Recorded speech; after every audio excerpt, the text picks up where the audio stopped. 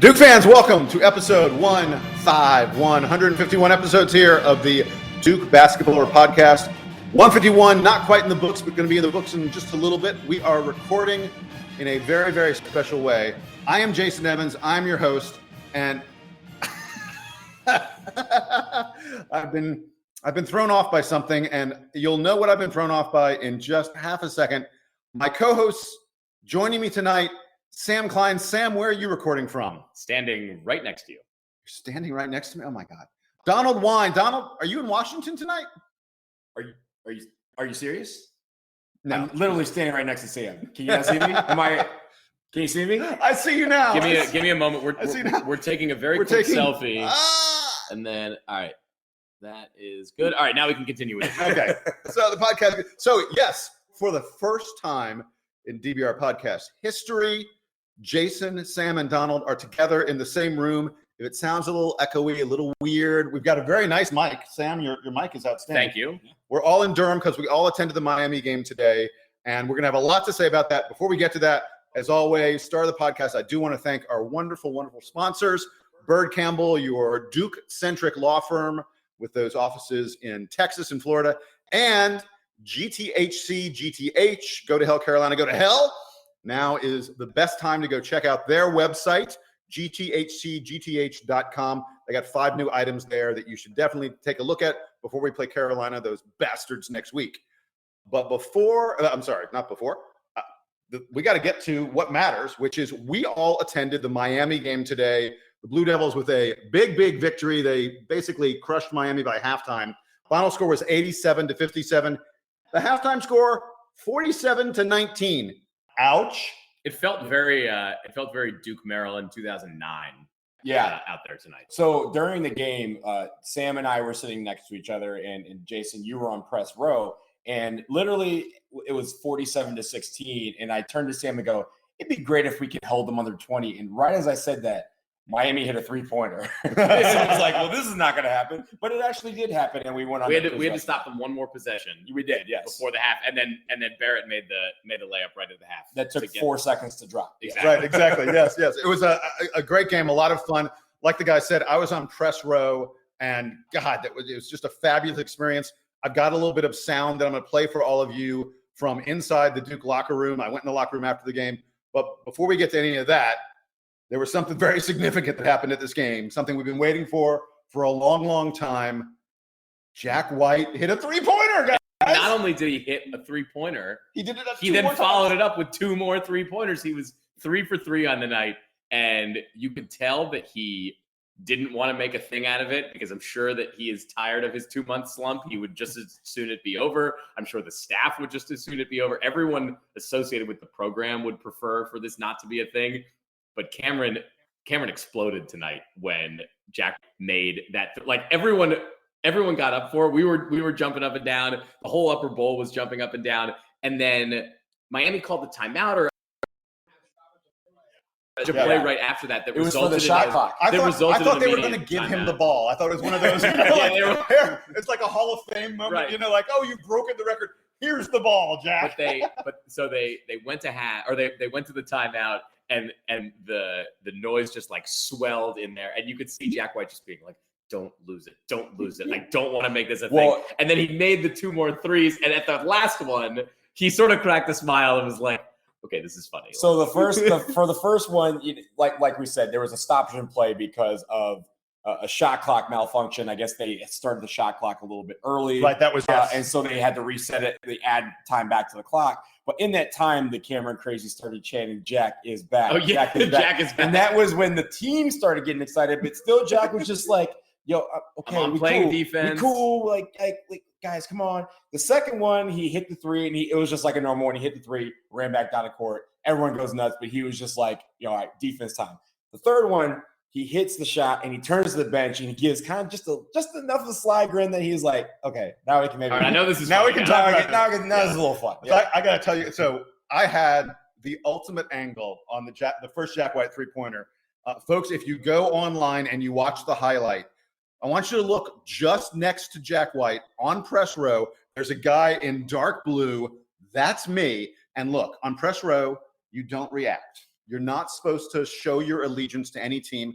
I was wearing Duke blue, which even that is like not done very much. You're not really supposed to do that. Yeah, I know. But, I couldn't help myself. So Jack White hits his three-pointer. And if you look behind him on press row, I thrust my arms in the air. I am so excited that Jack has broken out of this month and a half, almost 2 month long slump. And then the other funny thing I wanted to tell you guys, at halftime, I'm waiting in line to get some of my free press food. I love my free press food, but you're in the regular line. It's just peanut M&Ms. All right. I also got a hot dog and M&Ms. Oh, that's pretty good. Yeah. Good job. They give us $7 in the media. And I spent all $7 of my dollars on a hot dog and peanut M&Ms. But I'm waiting in line. There are 3 very well-dressed guys in front of me. They did not look like the kind of people who come to Duke games all the time. They look like folks where you could hear the word bucket list spilling out of their mouth. These are people like, hey, we're going to go to Cameron one time. This is going to be awesome. They were so excited. And the 3 of them are talking, and they actually said, hey, but why did the fans get so excited when that one guy hit that three-pointer? And I almost turned and said, security, please come escort these people out of the building. You are not allowed to be here if you have no idea that Jack White just hit a three-pointer. Wait, so I saw the clip. Like, again, if you go to ESPN, it's very evident. If you're looking for Jason, you will find him. He's the guy at the very bottom, raising both of his fists. And related, that is why DBR has now lost their credential for press row. Not true. Will never be allowed back. No, that's just a joke. But yeah, it was it's that moment was one. It felt like, I don't know. It's more like it's not necessarily him getting off the slump. That's one part of it, but just the whole, like, the early part of the season was really a success because of the fact that he was hitting threes and he was that 5th guy in the court. And we were talking, I mean, we had the debate not too much ago about whether he should be a starter because of how well he was playing.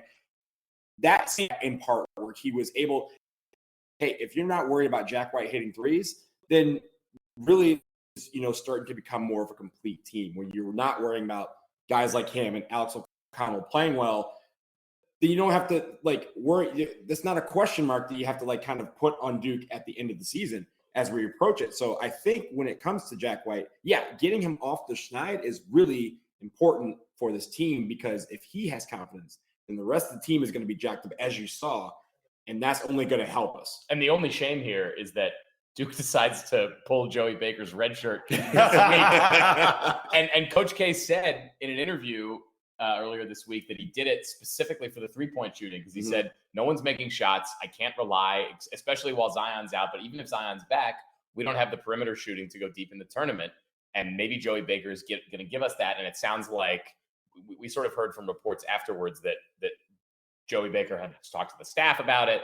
They got his family. Like, everyone was on board with the plan. Yeah, he knew what was going on. Everyone knew what was going on, but that it happens and all of a sudden Jack White breaks out of his slump. Maybe we don't need Joey Baker to play real minutes. He didn't play real minutes tonight, although tonight wasn't an especially competitive game. So, although I'll tell you something, I noticed Joey Baker was off the bench before Jack White was. Yes. It happened that they came in the game at the same time, but Joey was at the scorer's table first. He was the sixth man tonight. Right, exactly. And then when he went to the scorer's table, it took a little while for him to get in the game. By the time it was time for him to get in, Jack White also came in. And I think that's also about confidence. I think all these little moves are about confidence. And it's not necessarily about how Jack White may be playing poorly, or when other guys playing poorly, or one guy's playing better than the other. It's about Joey Baker getting the confidence that he needs and that this team needs, so that when the tournament comes, if we do call him, he's not a deer in headlights. And if you go back to some of our teams back in the past, for example, 2015, Grayson Allen, at the end of the season, people are like, why are we playing Grayson Allen? We must be really desperate for help if we're playing Grayson Allen. And look what happened in the tournament. In the Final Four, he really was a catalyst off the bench, especially in that title game. So you mentioned confidence. I'm so glad you did, because one of the things I want you guys to talk about is I feel like there are 2 guys out there who really showed renewed confidence. Alex O'Connell, who only finishes with 9 points, but he had 9 points in the first 8 or 10 minutes. And they were 9 electric points. They were rebound tip-ins, slam dunks off of fast breaks, off of defensive plays, and a 3-pointer where he had his foot on the line. Exactly. Those sort of things are, he yammed on that fast break that we were talking about. That fast break, he lifted off from farther away than I realized. Yeah, and he got up. And we actually knew that he was a pretty good leaper. I don't think we had seen it come through that strongly in a game yet. So in the warm-ups today, I think Sam had just looked down at his phone for just a second, and I looked up just for a second to see him try to do a double windmill and like sprite himself on the rim. And I was like, Alex, what are you doing? He looks up like, what did Alex do? I was like, he just sprited himself by trying to do a like double windmill during warmups. And we're like, don't get hurt. Like, don't get hurt, bro. like, no, stay in your lane. And then like 5 minutes later, there's him jumping from 15 feet and dunking the ball. And we're like, oh yeah, you should do that more often. And the other guy I wanted to mention in terms of confidence and playing his way into a bigger and bigger role, Marquise Bolden. Yes. Double tonight. Really, some nice moves in the post. That little hook shot he has is working very, How very many minutes effectively. did he have? Because it seemed like he was very efficient in those minutes. 23 minutes, 6 of 9 from the field, 10 rebounds, 2 steals, 15 points, and a blocked shot. That's a really nice line. That's a good night at the office. Yeah. I was very, very impressed with. He's been. We've talked about this the last few weeks about how much he's progressed this year. I think I made the. Although he went down for a little while. Yeah. I mean, he left the starting lineup. He is back in it. I actually kind of like the reference I made to you guys earlier, which is that he's sort of playing like a Plumlee now. Yeah. He's not the most fluid player, but he's very strong on defense, and he has enough post moves that you at least have to stay honest with him when you're guarding him. He's able to, especially on shorter guys, he's definitely able to turn them around really quickly, especially over his left shoulder. But he can turn guys around pretty quick and get the ball in the basket. So Jason, you brought up an interesting question. You were talking about how Marquise Bolden has been playing well, and he has, and that he should be back in the starting lineup. Do you replace Alex O'Connell at that point? Well, right now, Bolden is starting for Javin DeLaurier. Right, but when Zion returns, I think O'Connell goes. I think he has to go back to the bench. Mm-hmm. But I think O'Connell has probably, because he's been very good in these games where he's been filling in for Zion. Although, as much as he can, it sounds insane to say that. Look, they're both wings, right? Yeah, sure. One's a wing and one is Zion. But I was going to say, I think Alex O'Connell may be ready to be the sixth man. He's probably ahead of Jack, and certainly ahead of Jack, I think, and he's probably also ahead of Javin. I mean, obviously, it depends on what you need, but I think it's very possible that Alex O'Connell has played his way into being the sixth man at this point. Yeah, I think that I like to key in on the bench shortening and sort of us having a really good understanding of what the rotation looks like. I think that this team, the rest of the season, we're not necessarily going to know game to game which guy is going to get relied on, especially from the bench, right? It could be O'Connell getting 25 minutes tonight. It could be Javin DeLaurier if there's a particular sort of defense that we're running where you might see him for 20 minutes. We might need to see Marquise Bolden if we're playing a team that has a big that we need to body up on, or if they have guards who are able to get into the lane that Bolden needs to be a little bit more of a shot blocker. All those bench players kind of bring a slightly different element to their game. And so we are going to see, I think, I'm going to retract the statement I made a few weeks ago that this is the lineup. We're going to see a different lineup every night. We're going to see different guys coming off the bench and playing different roles. And another guy that I want to point out, especially when we're talking about some of these rotations, if we have teams that we face in the tournament that are big, Antonio Vrankovic, look, he only played 4 minutes. I know it was garbage time and he didn't do much, but he got a bucket. He got a bucket on his only, and it was very quick. He really nice pass. 20 seconds into his minutes, he got a rebound, went down that very next possession, got a bucket. Those type of plays and yes, it's a little thing, and yes, we see the word confidence come out a lot. But when we're talking about if Marquise Bolden gets into foul trouble, RJ Barrett, Zion Williamson, when he comes back, if they get into foul trouble, we're going to need to rely on guys that we don't know or that we don't see very often. We're going to have to rely on those guys in the tournament, because when it gets to the tournament, we may be trying to do a 6, 7, 8 person lineup, but we're going to need to rely on everybody, because that one shining moment can come from anybody on this team. And that's like, for example, you remember Emil Jefferson back in 2015 in the championship game had to play extended minutes to guard Frank Kaminsky because Jolly Okafor was on the bench with foul trouble. Mm-hmm. We don't know if there's going to be a game where Bolden or Barrett or whoever makes a couple ticky-tack fouls and all of a sudden has to sit for a while. You might have to be relying on a Jack White, a Javin DeLaurier to pick up the slack for them. So they all have to be ready to go. Mm-hmm. So the last thing I want to talk about in this Miami game, we by the nature of being a college basketball fan, we mostly focus on offense. It's not our fault.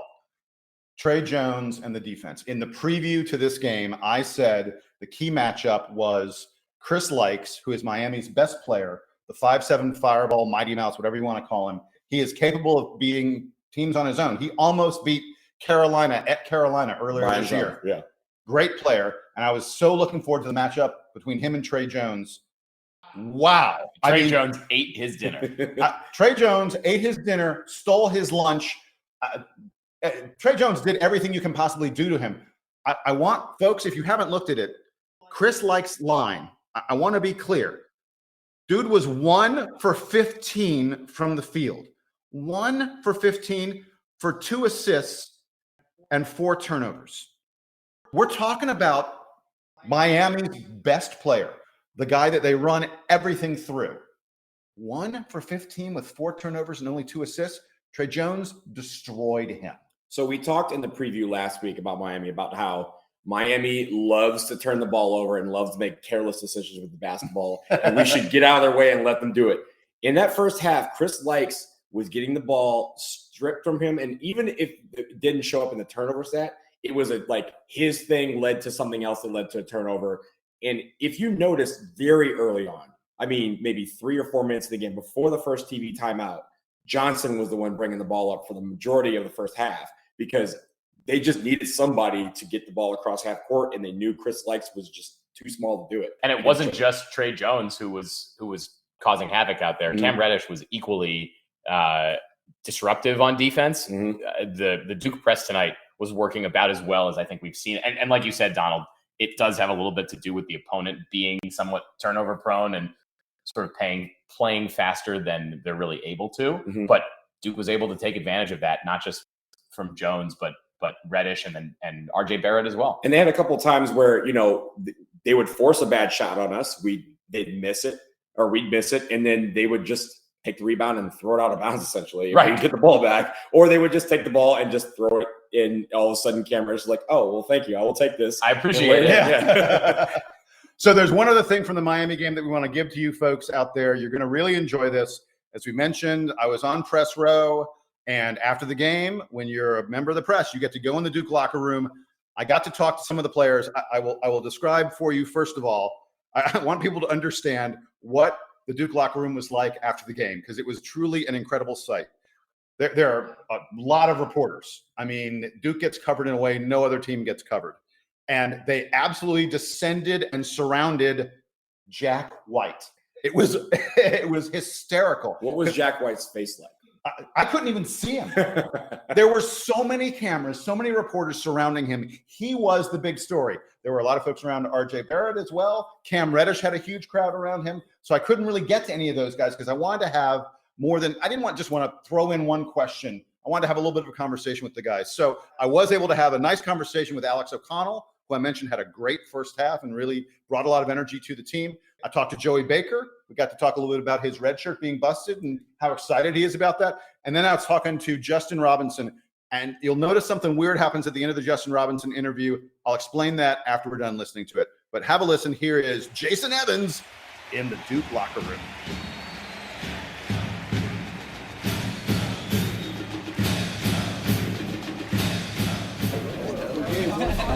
Alex. Hey, Jason Evans, Duke Basketball Report. Wanted to compliment you. Great game. Tell us, the beginning of the game, it felt like you brought a lot of energy to the team. Do you feel like that's a role for you now that Zion's not around? Yeah, I mean, I was feeling confident from the rib. I've started 2 games before this, and I felt like I tried to bring energy from the jump, especially with Zion not being in. Who's such a key guy to our team. I was just trying to make sure that I brought energy, and I felt like I did that today for a full 40 minutes. So, talk about, did the guys say anything about Jack White finally hitting the 3-pointer? Do you guys think about that stuff? I mean, the media and the fans do. No, I mean, we knew. I think somebody asked me yesterday. I knew Jack was going to hit some today, and he had his head high the whole time, and we were excited for him to hit. He hit 3 tonight, so I think that'll be easily get him back into his rhythm, which is a good thing for us. Talk about, do you Do you feel like you're going to have a big role even once Zion comes back? I mean, feel like you've earned it, huh? Yeah, we're all excited. We want Zion to come back immediately, and so when he comes back, it just shows that we're going to be a stronger team. And I'm excited to, whether it doesn't matter what my position is when he comes back, I'm ready to step up and bring energy like I have been doing. Great job. Congrats, man. Thank you. Appreciate it. So I'm here with Joey Baker. First of all, you lost the red shirt, but you don't mind that one bit. How excited were you when Coach K said, we want to start playing you? As a competitor, just being able to get back out there and play is obviously exciting. So I've been working all year, just trying to get better and stay ready. So when it happened, I was excited. What do you think you showed in practice that specifically led the coaches to say, hey, it's time for this guy, he's ready? I'm not sure. A little bit of everything. I try and play as hard as I can and just affect the game and try and win. That's why we play. So just doing things to win. Talk about, everyone's going to ask you about Jack White, I think. How much had he been feeling the pressure of, he's a great shooter. You guys see it in practice all the time. Yeah. What was it like for him for this to happen in games, and how much of a relief was it for it to finally be done? I'm so happy for him because you see the work that he puts in, and just over the past couple of weeks, he's just been after practice, before practice, just getting it up. So for him to finally break through today, I know he's feeling great right now. I'm just happy for him. Now, your role, it's clear that you're contributing and getting in games with Zion out. What do you think your role can be once he comes back? I'm not sure, but I'm willing to do anything just as long as we're winning. Good answer. That's the right answer. How far are you guys going to go this year? Silly question, right? Hopefully all the way. Hopefully all the way. That's our goal. That's what we've been working for all year. So, and it's great to be a player and really get to be a part of it outside of practice, right? Yeah, absolutely. I've told a lot of people I feel like this is a really special group. It's my first college team, but just the chemistry that we have on and off the court, everybody gets along, and it's been great. Congrats, man. Thank you so much. All right, so I'm here with Justin Robinson. We're going over the side, no problem. Getting in people's way. Yeah, sorry. So talk to me, guys on the bench. You guys saw Jack White finally knock one down. What did it feel like? Great. We're super happy for him. We want everybody to be their best, and we know how good of a shooter he is. So it just feels good to see him, hit those shots in the game, because we still see it in practice every day. We see how good he is, and we know. Has the team changed anything, do you think, with Zion out? Are you guys trying to do things at all differently, or is it exactly the same? Obviously while he's out, it's different. He's such a big impact on the game. But people are just stepping up more. It's not like we're changing our philosophy. We still want to get out and run, play hard defense, contest. But, yeah, we're asking people to step up more, and I think they are. So you have to play against him in practice. You've been at Duke for a while now. Talk about how he's different than other guys that you have to guard. He's a force. He's so big and strong, and then at the same time he's so quick, and he moves so well, so fluidly. It's tough to guard him. There's nothing you can really do. If you take something away, he's going to spin back and then go dunk on you. So he's tough. He's really tough. So you've been here for a while. Does it feel like maybe this team's different from the past couple years, or in terms of expectations and excitement for the postseason? Just in general, yes. Yeah, this team is very different. We get along differently.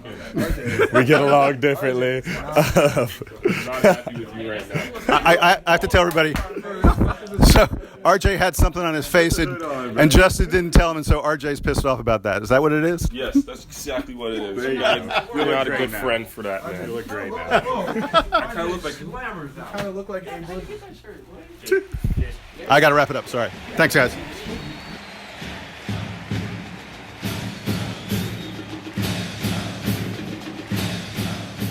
All right, so I want to explain to everyone what was going on there at the very end. First of all, I had overstayed my welcome. You're only allowed to be in the locker room for a certain amount of time. Who's shocked about this?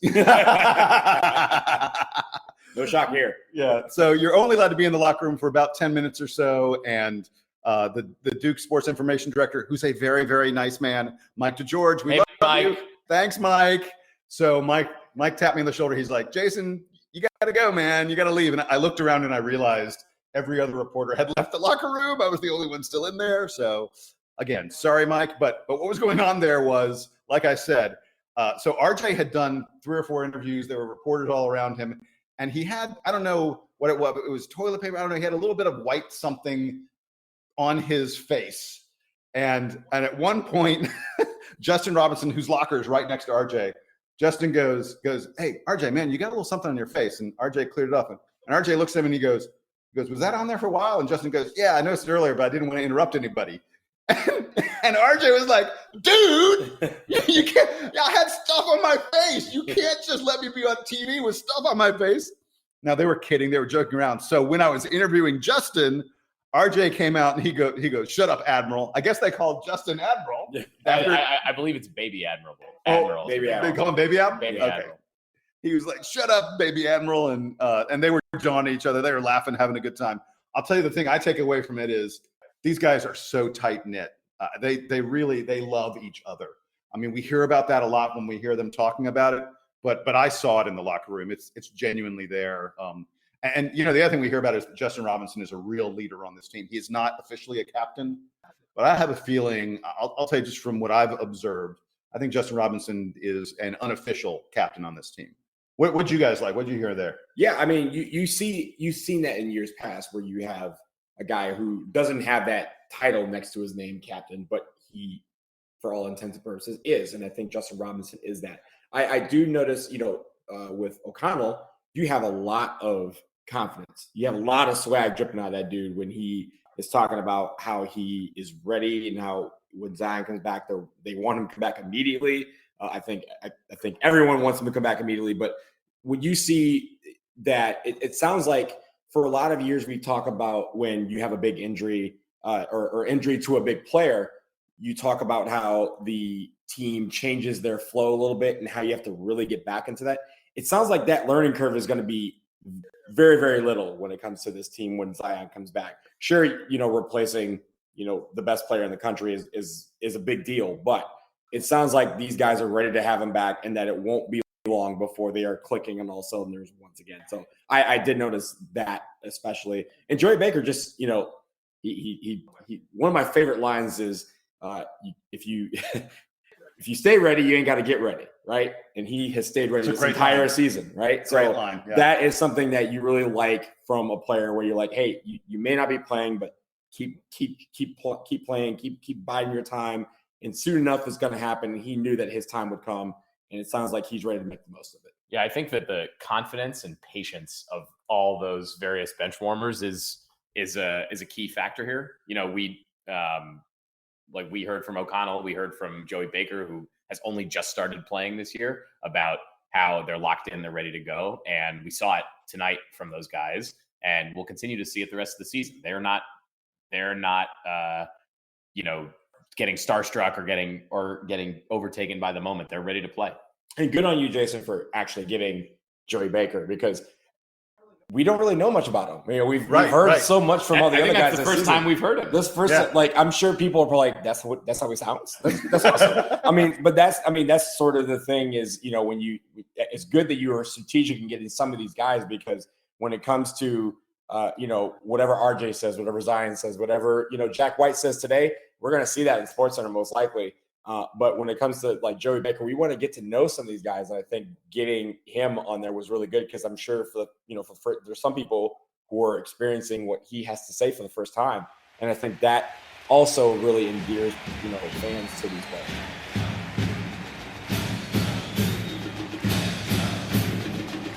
The DBR Podcast is brought to you by GTHCGTH.com. That stands for, as you very well know, go to hell, Carolina, go to hell. And GTHCGTH.com is your go-to spot for getting gear that has those letters written across the front. And the great thing about that is people see that, they ask you, what does that mean? And you get to say, go to hell, Carolina, go to hell. And by the way, they've added all kinds of new items to the site lately. They've got women's tees now, tons of stuff that you can get with the GTHC, letters on your apparel. And it's worth noting, you should remember that all the way through the next Carolina game, through next week, if you go online and order and use the code DBR. Use DBR as your code, and you'll get 20% off your first order. Please check them out. And we want to once again thank GTHC, for being a sponsor of the DBR podcast.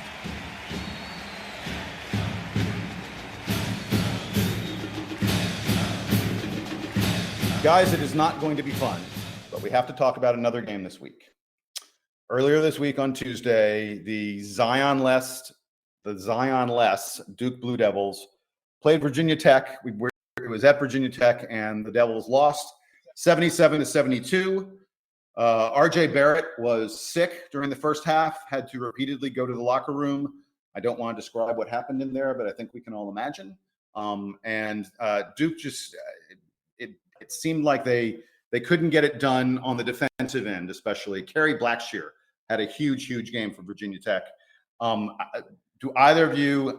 I frankly don't want to talk about the game, but we need to. Who would like to? Sam has volunteered. Sam, tell us something about this dispiriting loss. I think that you touched on it correctly, that Virginia Tech was sort of unconscious on offense. A lot of guys, Blackshear especially, but a lot of guys on their team just were confident and ready to go. I think that we've learned over the last few years that going into Blacksburg is never easy. Virginia Tech is going to play Duke tough. They've beaten Duke now, I think, like 3 of the last 6 or 7 years. The last 3 times we've played them. That we've played in Blacksburg. Yeah. So we know it's a tough place to play. We said in the preview that it was going to be hard. It was obviously a game that Duke wanted to win to kind of remain in the driver's seat as far as looking ahead at tournament seedings and all that kind of stuff. It's not actually the biggest of a loss. Duke unlikely now to win the ACC regular season because Virginia is sitting there with only 2 losses and is unlikely to lose another. But that being said, I think a good lesson for Duke, the Miami game, the beatdown that Duke put on Miami would not have happened if they hadn't gotten knocked back a little bit against Virginia Tech, especially knowing how much harder they were going to have to work on defense to contain. That was kind of my big takeaway from the Virginia Tech game, and hopefully Duke uses it as a learning opportunity. They suffering a loss in mid to late February is not a thing that kills a team. You just hope that they bounce back from it, and we saw that against Miami. I didn't like this game. Quite frankly. Wait, breaking news. Donald didn't like this game. I didn't like this game. Specifically, it was a trap game. Hey, we're about to play Virginia. We're about to play UNC. We're about to play Miami at home. We're about to play Miami at home. This was a trap game when it comes to national implications. And the national implications I'm talking about is seeding for the NCAA tournament. Most importantly, where we play in the NCAA tournament. And I think this was a trap game in the sense that we want to play in, if we're being frank here, we want to play in the East. We want to be the number one overall seed. Yes, it probably matters, but really what matters is we want to play in DC. That's the closest thing. That's our base. You especially want us to play in DC. Hey, I'll be there. I work a block away from this place. So I'm just saying. We want to play there. And when it comes to Vatech, like I said, we've lost there the last 3 times we played there. This is their Super Bowl. This is the game where they establish, they say, this is a program-defining game. And when we're talking about one of the best seasons they've had in a long time, if not ever, this is the cherry on top for them. And this is the thing that they say, hey, not only are we safely in this tournament this year, but damn it, we're playing for seed. We're playing consider us seed. for one of the high seeds. Yeah. Maybe not a 2, but at least a 3 or a 4. If things break well for Virginia Tech, a 2 is not out of the question. Exactly. If they go far, maybe get to the final of the ACC tournament, yeah, they're looking at a 2. But this game is going to be what puts them over the top. It's not going to be what they do in the ACC tournament. They would be set up to do something in the ACC tournament because of this game, and I think that's why it's a trap game for us, or it was a trap game. And also, I mean, we were the only team in the country that was undefeated on the road.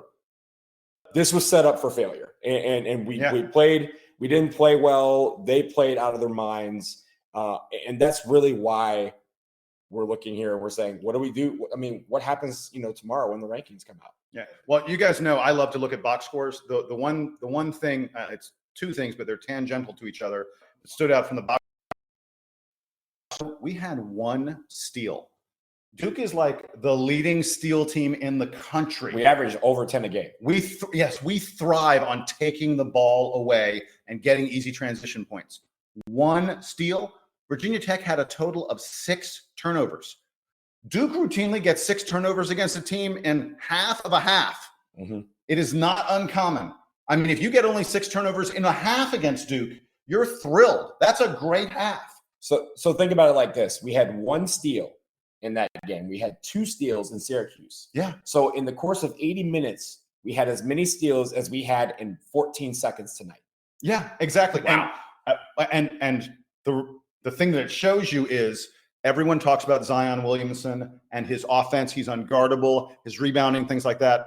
I think you saw a little bit of the impact of Zion Williamson's defense, that, his ability to make teams think differently about how they're going to play because of his shot blocking, his quickness, his ability to get steals.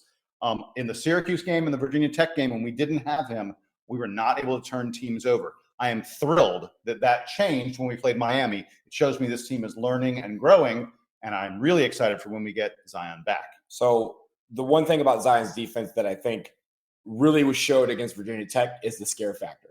When Zion's on the court, it does not matter where on the court he is. Exactly. It's footsteps. Yeah. It's mere footsteps. Like, we've seen him be 15 feet away from a guy shooting a three-pointer and block it 6 rows into the stands.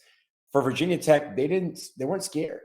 They weren't scared. I mean, a lot of teams, they're not scared of Duke. They're not going to play scared, but a lot of teams actually do when Zion steps on the court, because they know, just like JJ had get off the bus range when it comes to his three-point shot, Zion has off the bus range when it comes to his defense. And when he's not on the court, you don't have to be scared anymore. I think against Miami wasn't scared, but the guys learned that it doesn't have to be Zion that provides the scare factor. It can be other guys that can contribute to that. But against Virginia Tech, we didn't have that. And when we don't have a guy that can literally close out in 0.3 seconds on a guy that's shooting a three-pointer, they're going to keep shooting him. And when they make them, that's what happens. Well said. Very well said.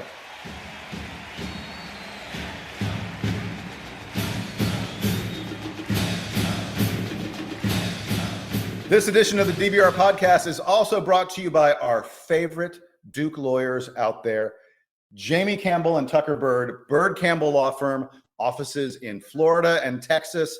They are 2 wonderful former Duke roommates who love the podcast, and they've been supporting us for a while. Guys, thank you very much. And if you are out there and you need any legal advice, please reach out to them at birdcampbell.com, BYRDCAMPBELL.com.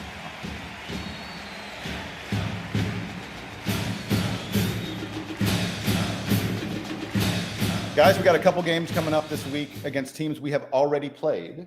We have Wake Forest. We have UNC. Of course, we have the question of whether or not Zion Williamson will be back for one of those games, both of those games, who knows what.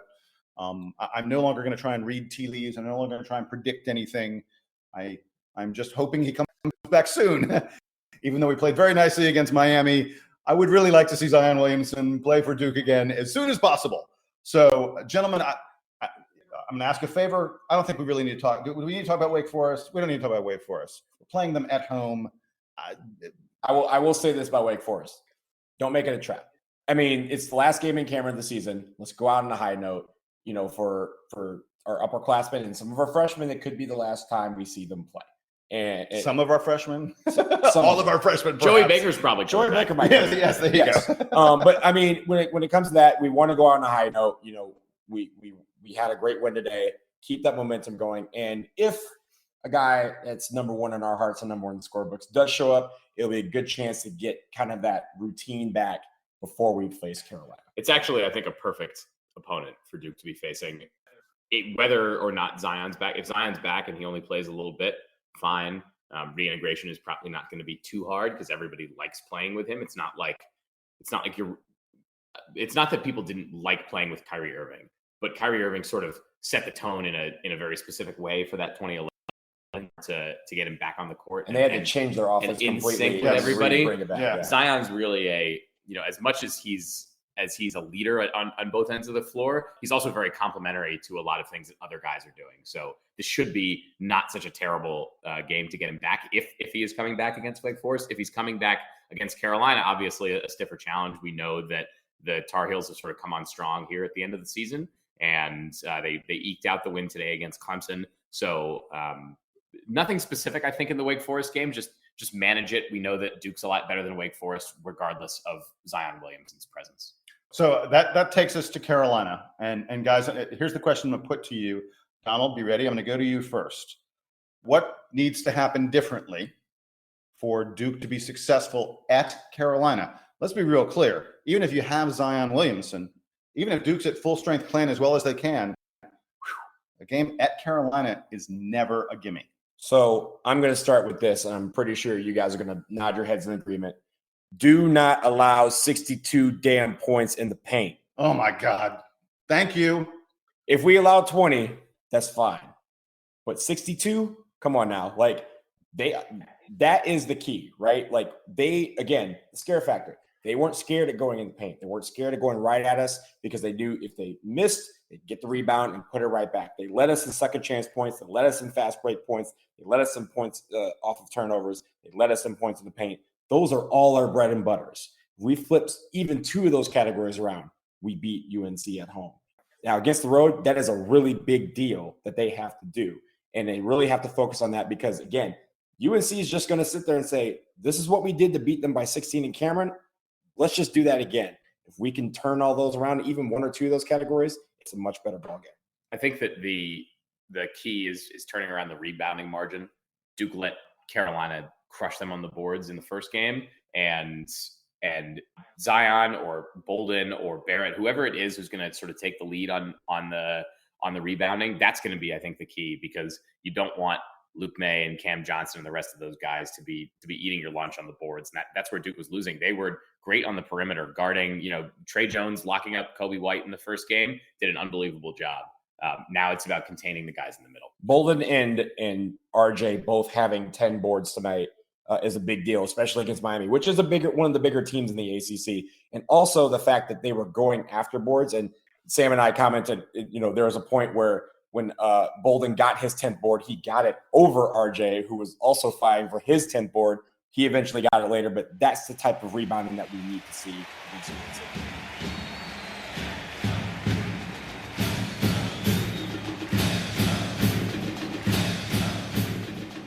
So one quick thing I want to do before we get to our usual parting shots, player of the week, and that kind of jazz. I want to talk. We are in the final week of the regular season for the ACC. And teams have either 1 or 2 games left. Almost everyone has 2 games left. Guys, let's talk a little bit about where things are shaping up in terms of ACC teams for seeding and the such, and for making the tournament in general. Tell me if you guys agree. I feel like we've got 7 locks right now, or as close to locks as you can get. And then there's NC State and Clemson, who are on the bubble a little bit. And what do you guys think those teams need to do to get there? I think that the tough thing for them is that the bottom of the ACC is really not strong. We obviously love to hype up Pittsburgh because we like Jeff Capel. Pittsburgh has totally fallen apart this season. Wake Forest is almost certainly firing Danny Manning at some point in the next few days. Notre Dame. Actually, no. I think Wake Forest is not. Danny Manning, they gave him a 7-year or 5-year extension. Perhaps then Wake Forest is going to be regretting giving away an extension and wishing they were getting it to fire Danny Manning. Yes. But Notre Dame is obviously not having a great season following the departure of Bonzie Colson. So the bottom of the ACC, hard to get any credit for those Clemsons and NC States kind of at the beginning of the ACC tournament. Either of those teams makes it to the ACC semis, and they can definitely lock up their spots. They're not that far away at this point. I agree with you though, Jason. Those top 7, it's kind of the big 3 from Duke, Virginia, and North Carolina, all in contention for 1 seed still at this point. Then that next tier down, you've got Florida State, Virginia Tech, Syracuse, Louisville. They're all, I think you would say, they're pretty comfortably in, but also still jockeying for position. They all want to get that last double bye in the ACC tournament, and they would definitely all prefer to get 2, 3, 4, 5 seeds in the NCAA tournament rather than falling down their seed line a little bit. So definitely a lot of jockeying that's still going on, and some of those teams are still playing this week. So for NC State, I think the main issue that the committee probably wants to see is, can they score? I mean, and yes, we're going back to that 24-point game, but that is a black mark on their record. And you see against some teams that they just don't have the capacity to score a lot of points, especially in the first half and down the stretch in the second half. Those are big issues. And for Clemson, they wilt under pressure. We've seen it against big teams. They get out and they have a chance to win or have a chance to have in their grasp, and they wilt under pressure. We saw it tonight against UNC. They had a couple of chances to really, take the lead and put it to UNC, and they let them back in the game, and then UNC ended up, winning the ball game.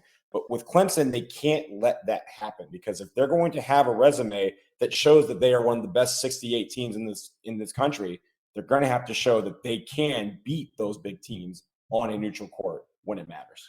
So I think NC State is in pretty good shape. They've got 2 games this week that they should win. They're playing Georgia Tech at home and Boston College on the road. Look, it's a simple reality for NC State. You win those 2 games, you're 10-8, and you're going to the dance. You lose either one of those games, you're 9-9, and those are bad losses. Sam, you're right. Their teams at the bottom are not good, and State's playing 2 teams at the bottom. They cannot afford to lose either one of those games. Clemson's got a tougher road because Clemson's got Notre Dame on the road and then Syracuse at home. But those, again, are 2 games they should be favored in. And if you're Clemson, go out, win those 2 games, and I think you probably don't need to worry too much about the ACC tournament. Make sure you don't do something silly and lose to Pitt or someone like that in the first round. But aside from that, I like those 2 teams' chances of getting in. Guys, I want to really quick talk about a little bit of what's at the top.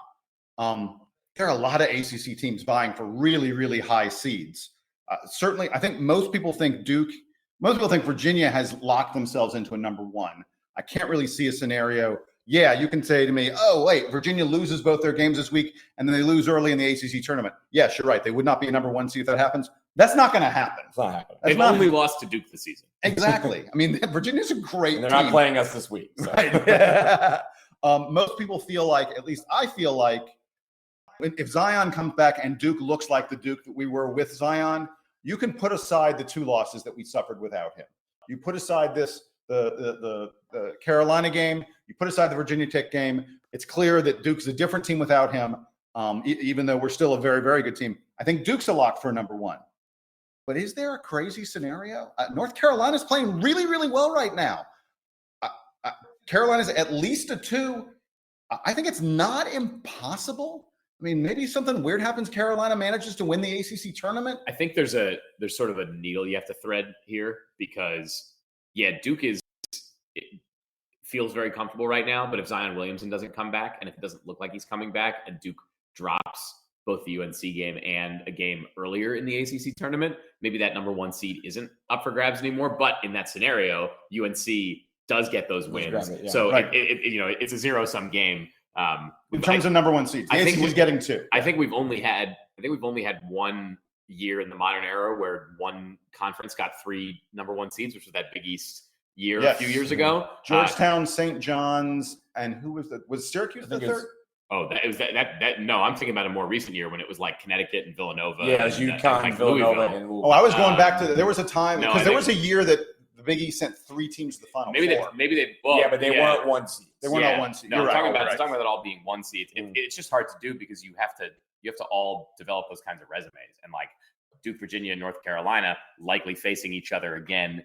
Duke and North Carolina, of course, at least once, and then likely again in the late in the ACC tournament. So unlikely, I'd say that all 3 of them end up with number 1 seeds, but 2 number 1 seeds and a 2 is more likely than only 1 number 1 and 2 2s at this point for the ACC. Now, the interesting thing is that looking ahead at the tournament, you've also got a very competitive SEC with Kentucky and Tennessee. And LSU. But Kentucky and Tennessee really being in contention potentially for number 1 seeds. They want to get that South Regional. Gonzaga's out there on the West Coast, but someone's going to have to go out. Someone's going to be the West Coast number 2 seed and is going to have to go play Gonzaga out on the West Coast. So, I think whichever of Virginia, Duke, and UNC is a number 2.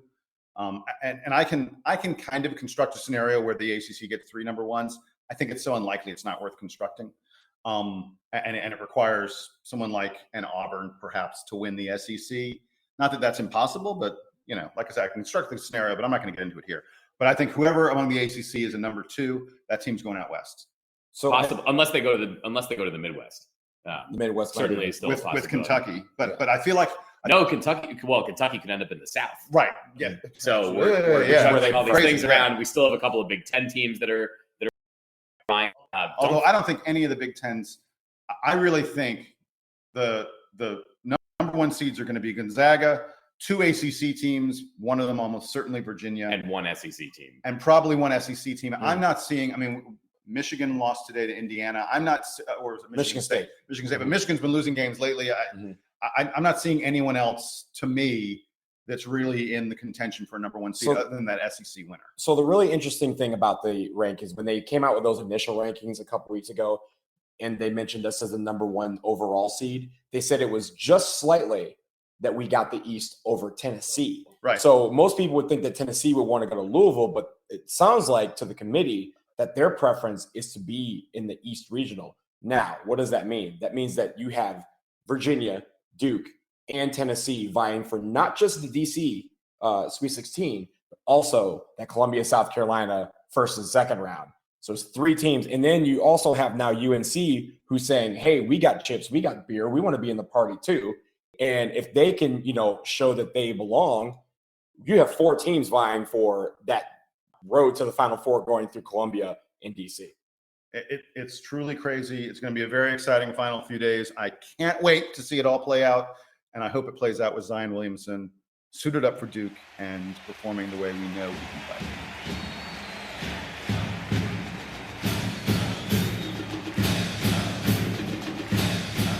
All right, gentlemen, so it's time for Player of the Week. I will put it to you first. Sam, who are you picking?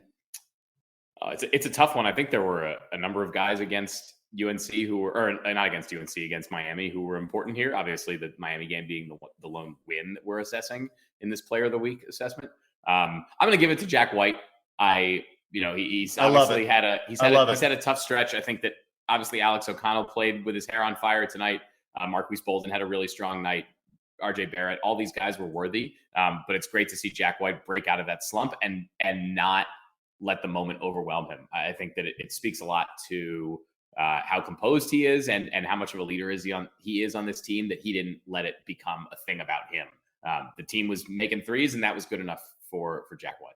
I like it. Donald? I'm going Marquise Bolden. I liked how he played tonight. I mean, he was one of the bright spots against Virginia Tech in the sense that he has become the confident guy that we wanted him to be all season long. And he's really come into his own when it comes to the defense as well as the offense, rebounding as well. We've needed every one of his rebounds that he's gotten this season. And there's rarely been a moment where we're like, oh, Marquise is doing something that we really don't need him to do. So Marquise Bolden, especially this week, he's my player of the week. So I'm taking RJ Barrett, who had a fabulous week. First of all, huge guts, courage on his part to come out of the locker room from what was not a pleasant situation. I'm sure he played great in the second half against Virginia Tech.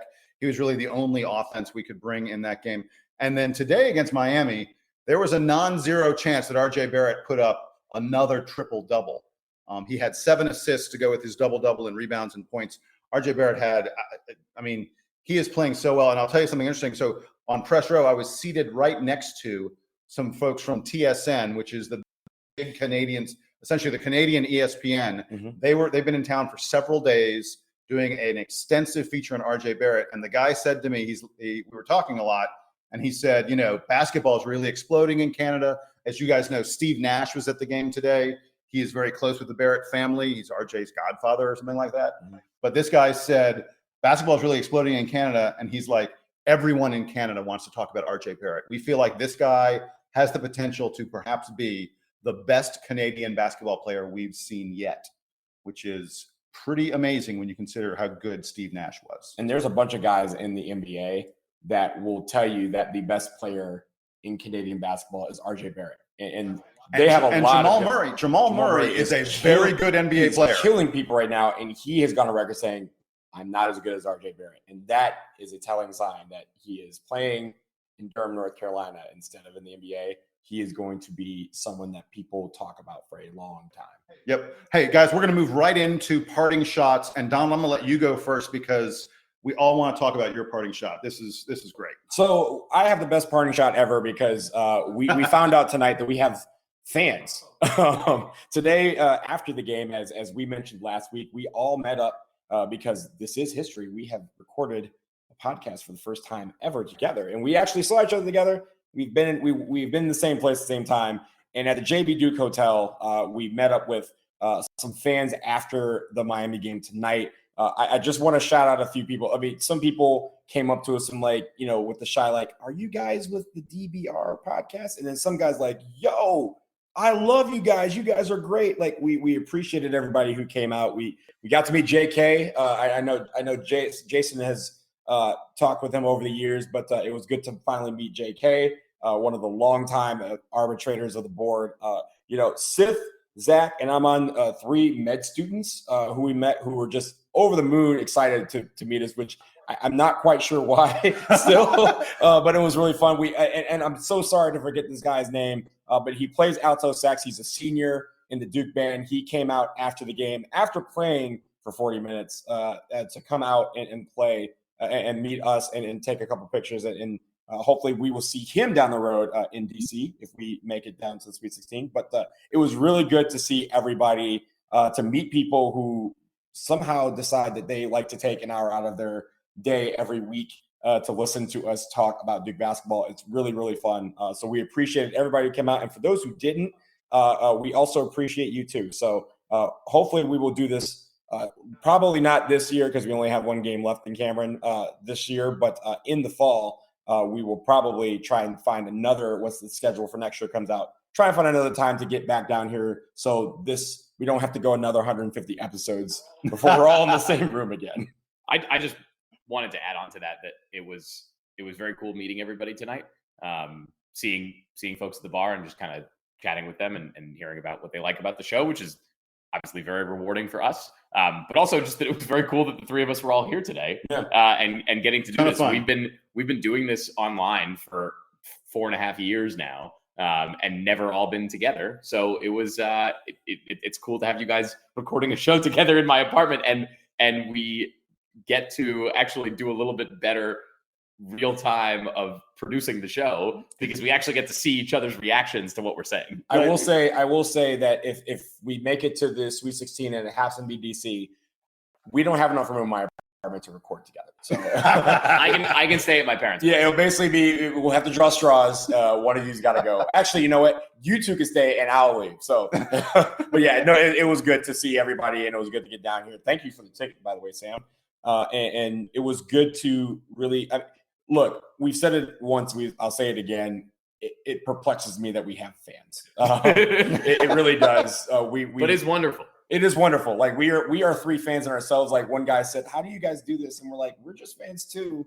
We just figured out a way to talk about it in a way that other people actually enjoy." So we're glad you enjoy it, and we're glad for those people who were able to come out. We really thank you guys for coming. That comment, Donald, there at the end, that's perfect. And the thing that I took away tonight from all the people who came out was how much they enjoy sharing their fandom through this podcast. And that's why they wanted to come chat with us. Like you say, we are just fans, and we love that other fans appreciate our enthusiasm and our love of Duke basketball. It's never been so cool to be a Duke fan. Yeah, exactly. Yeah.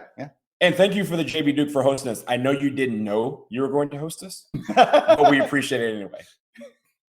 Sam, it's your turn. What's your parting shot? Oh, I was really just kind of piling on with Donald's whole point about how cool this weekend has been. And that was sort of the extent of it. Just very glad that we got to do it. As Donald said, looking forward definitely to doing it again in the fall around another game as yet to be determined. And I'll have my feet under me a little bit better than in my second year at Fuqua than I did in my first year. So it's all up from here. So thanks to everybody for being along on this ride with us. So I actually have a separate parting shot that I just wanted to shout out. I'm not sure if you guys heard about this story. What a great story. One of the top teams in Division II basketball, Indiana University of Pennsylvania, went on the road to play a basketball game against Edinburgh, And when they showed up at the game, they realized that they left their jerseys back home. And so Edinburgh ended up playing Edinburgh. They borrowed the jerseys of the team they were playing. I think that's absolutely hysterical. I found some photos online of Edinburgh playing Edinburgh, and it's just a really funny, amusing kind of story. Folks, go out there, check it out. It's pretty funny. And by the way, Indiana University, Pennsylvania, one of the best teams in Division II, absolutely crushed Edinburgh, even though they were wearing the wrong jerseys when they did it. And it's just, I think that's a cool story. So I've seen this happen a couple times in soccer where they show up, especially for friendlies, where they show up and we're not talking like podunk teams. We're talking English Premier League teams that have shown up at friendlies and decided, oh, we need to borrow some of your equipment. But also this reminds me of flashback to DC. When Michigan won the Big Ten tournament a couple years ago, they did it in their practice uniforms because they had that plane crash. Oh, yes. Or the plane failed to take off. It skidded off the runway. It didn't take off and crash, ladies and gentlemen, but it did skid off the runway. But because of that, it was a NTSB crime scene, and all their actual jerseys were held up by the government, so they had to play in their practice jerseys for the whole tournament, and they ended up winning the whole thing. So hopefully this will help this team progress in the tournament, or going forward. But it's kind of a weird thing when you walk in, it's like, who's playing who? But by the way, a few years ago, this happened to Virginia Tech when they were playing Georgia Tech in football, and Virginia Tech ended up wearing the Georgia Tech jerseys. And Mike Glennon was the Virginia Tech quarterback, and he wrote in marker on the back of his jersey, he wrote Glennon on the back of his jersey in Sharpie. So it can happen to anybody, and it happened to Indiana University, Pennsylvania this past week. How many Indiana universities are there on this planet? I don't know, but there's one in Indiana, and there's one in Pennsylvania. More than we realized we needed. Yeah, exactly. Well, folks, that's going to wrap it up here on episode 151 of the DBR Podcast. A very, very special episode because Donald and Stam are standing right next to me. This has been a ton of fun. I'm your host, Jason Evans. Thanks so much again to our podcast sponsors, Bird Campbell and GTHCGTH.com. We will be back next week after we play those bastards from Carolina. Go to hell, Carolina, go to hell. Duke Band, play us on out.